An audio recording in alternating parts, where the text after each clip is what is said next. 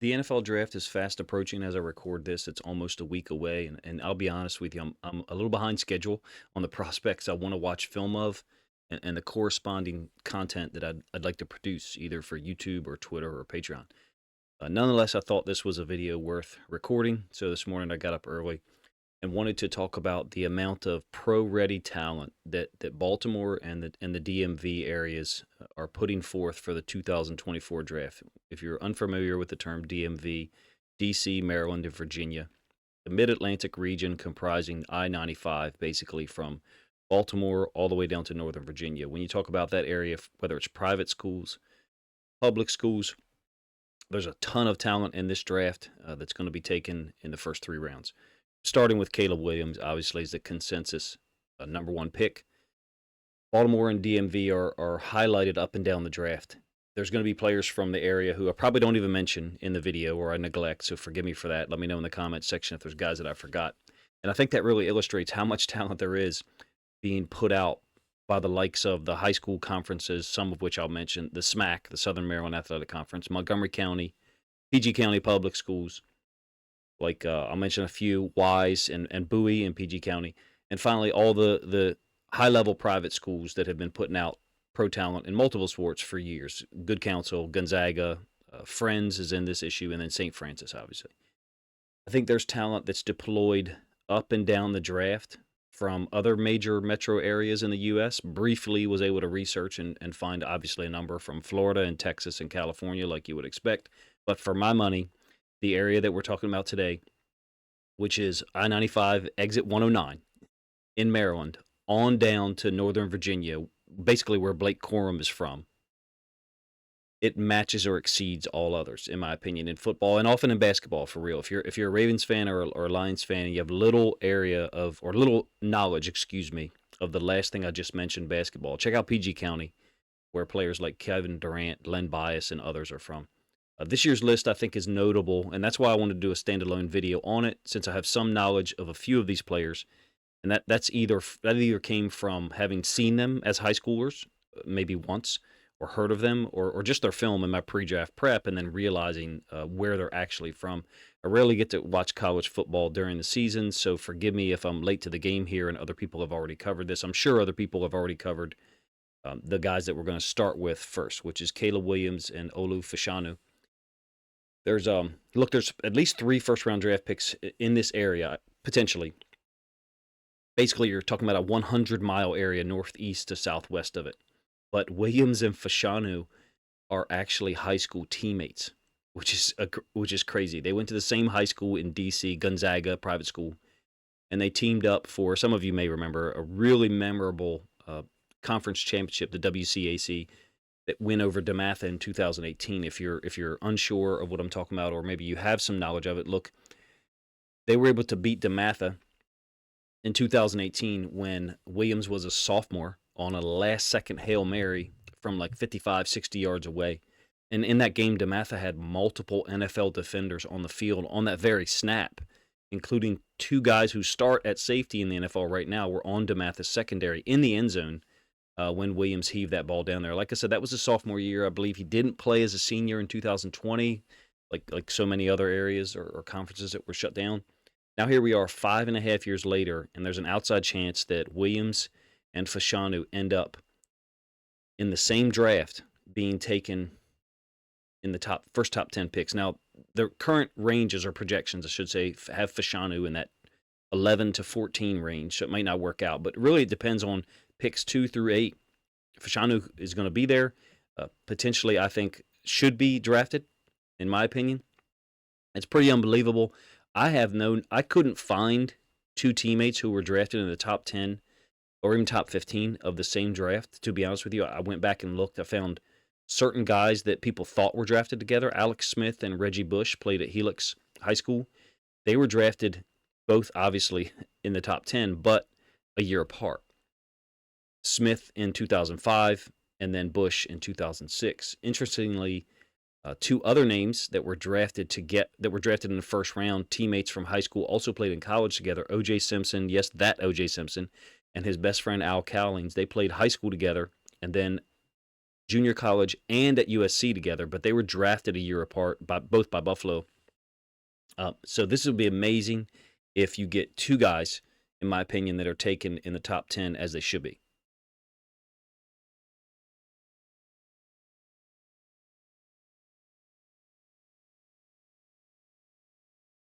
A couple others fall outside that first round cutoff in Chris Braswell, Christian Haynes, and Chris Jenkins. Braswell is a Baltimore native who attended St. Francis, I think, for his whole high school career. During its heyday, Haynes went to Bowie in PG County, and Jenkins is from Good Counsel in Montgomery. So you have, if you, in my opinion, just those five guys, along with obviously Chop Robinson, potential picks in the first 55 in the 60 range, possibly. Jenkins, I think, is a guy who should go sooner than he does. That would be the area that comprises the star. The star, when I say, I don't mean star, I mean shape of what I'm describing. Basically, St. Francis is in downtown Baltimore, if you don't know. Bowie is in northern PG, so east-northeast of Washington, D.C. Good Counsel is in Montgomery, so north of D.C., almost kind of like straight out 12 o'clock from a 11 o'clock, 12 o'clock from a clock on an analog face, if that makes sense, from D.C. That group puts out incredible talent. Let's cover a couple of more of them. Cam Hart and Jenkins are both from Good Counsel in Montgomery County. I mentioned Williams and Fashanu for obvious reasons because they'll be taken on day one. There'll be a lot of coverage of them. These two guys played high school ball together at Good Counsel, another private school, before moving on to Notre Dame and Michigan, respectively.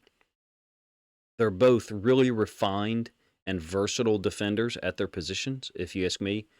Hart going to Notre Dame to play wide receiver before moving over to the defensive backfield. Jenkins is a really diverse, potentially dominant defensive tackle. Some would say small at 300 pounds or 298, whatever. He's the son of four-time Pro Bowler Chris Jenkins, who's originally from PG County. I think Jenkins can play the one technique, the nose, or the three technique. I'm not worried about his size at all. And I think somewhere out there's an NFL team that's going to take him in the proper place or just after he should be. He can move. He can dominate one-on-one matchups. I think Hart is obviously a round 3 selection, maybe round 4. I think he could be gone by the time the Ravens have their third scheduled pick at 93. But he's got an injury history, shoulder problems dating back to high school, in fact, and then lack of production in terms of making plays on the ball, interceptions, and passes defense, even though he's a really fantastic athlete for someone who's 6'2", 205 pounds. Potential first-round pick staying in Montgomery County, except for a public school here, is Chop Robinson is from Quince Orchard. He could be a late first-round pick, similar to Hart in some ways, in that he lacks consistent statistical impact. While at Penn State in 2022 and 2023, transferred from Maryland, some of you may not know. I do hear that he played through injury in 2023. I really don't know what to believe, but that could explain, if he was playing hurt, that could explain why the snap count was so low and the production was just really lacking. And look, another factor, Manny Diaz, his defense was just controlled chaos using blitzers from everywhere. That could have had something to do with it. Oftentimes, Robinson was used stunting to kind of free up nickel or DB blitzes off the edge. In any case, he's potentially a first-round pick from the DMV area, basically the northwestern and northwesternmost point of this area, this geographical region that I'm describing. Me personally, I'm not sure that I would use a first-round pick on Robinson if I'm the Ravens or the Lions from the two teams that I cover perspective. He's only had 41 tackles and 9.5 sacks in 22 games. But look, the talent, the athleticism, the burst is there. It's top of the food chain for the outside linebacker group, edge player group in the 2024 draft. And for some team, it's probably going to be too enticing to pass up near the end of the first round. These four players really encompass a wide swath of area, and that's Jackson, Haynes, Josh Wallace, and then Kalen Carson, who's a corner from North Point High School and then Wake Forest, who I think is being extremely underrated in this draft. PG County is east of D.C., and then you've southeast of D.C. is the SMAC, the Southern Maryland Athletic Conference. and you've got those four players that have a lot of potential to be to in my opinion to contribute to an NFL roster, particularly the DB group. The DB group from Maryland, the Maryland area, I think is elite, and I can't think of another. I don't think there's another area of the country that has produced four guys like this who are going to be NFL players on an NFL roster for a long time. In the case of Cam Hart, Jackson, Wallace, and then Carson. All four of those guys being from Maryland. Of course, Hart is from Montgomery County, and these guys are from PG County and the SMAC. Generally going to be considered later round draft picks, particularly in the case of Wallace. Jackson, I think some team is going to take him in the third round or maybe early fourth round. From a Ravens perspective, not sure he'll be there at 93. I just did a segment with Ken from Film Study Ravens, and he had Jackson as his number 6 ranked corner. I have no problem with that ranking at all from a physical standpoint. The traits being 6'4" and the speed that Jackson offers. Carson doesn't have as big of a reputation, but if you watch the film of him at Wake, he's a feisty and extremely competitive corner. The only question I would have is about the high level athleticism. Does it match up to some of the receivers that you'll face in the NFL? Haynes to me looks like a day one starter for whoever drafts him, depending on the fit, depending on the quality of the offensive line for a team that's there. Wallace is a player who went to Massachusetts originally, or UMass, and then transferred to Michigan last year for their national title run. Finally, Baltimore, most represented by in recent years by St. Francis Academy, and they have a pair of teammates to be drafted as well in Blake Corum and Chris Braswell. Braswell is actually from Baltimore, while Corum's path to Michigan and then now the NFL draft is a little different. Corum's actually from an extremely small town in Virginia, and then eventually ended up at St. Francis during its heyday. Since kind of fallen off a little bit. I think they went 5-6 this past year, even though they played IMG Academy really well in their last game of the season. He went to St. Vincent Pallotti before that in PG County, so his path really kind of covers eastern DC, even though he's from Northern Virginia. Braswell played at St. Francis, but he's also from Baltimore. He's a Baltimore kid, to my knowledge.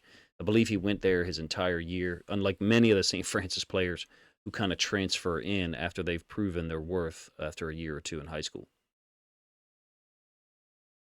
When you think about the high-level talent from this region, it's pretty unbelievable, the depth that's there. Obviously, there's no receivers that I've mentioned here. It's not just the first-round guys that impress me, potentially 3 of them. It's Braswell would be, just outside the first round. Some other guys who fall in the second and third in terms of the projections offer more depth, more quality than maybe a bunch of us are aware. Look, I'm sure there's other areas of the country that boast 4 or 5 conferences, because that's what we're talking about here. 4 or 5 high school conferences that produce a ton of D1 talent, and then eventually some NFL draft picks. The SMAC, Montgomery County, DC, public schools, PG, and then the Baltimore area. Those 5 conferences, those 5 areas, because there's other conferences that kind of overlap as well, they, to me, bookmark this NFL draft perhaps more than normal. There's already a ton of guys from this part of the Mid-Atlantic region on NFL rosters, but this year's draft, starting with Williams and then Fashanu, potentially in the top 10, I think is pretty unbelievable, and that's why I just wanted to speak on it and call it to people's attention if you didn't know already. I'm looking at, actually, I may be omitting or forgetting other players from this part of the country that are either draftable or perhaps end up as UDFAs. As a matter of fact, I'm quite sure that I did. If you're from the DMV area or Baltimore and you have knowledge of some other players that I'm omitting, guys that are from the area originally, then please let me know. And if you listen to the video and you're not from this area and you have other talent that you're aware of, other part of the country, Florida, Texas, and California, I think are quite obvious, but feel free to let me know in the comments section if you think I should cover another area of the country in this same way. Appreciate you guys' time.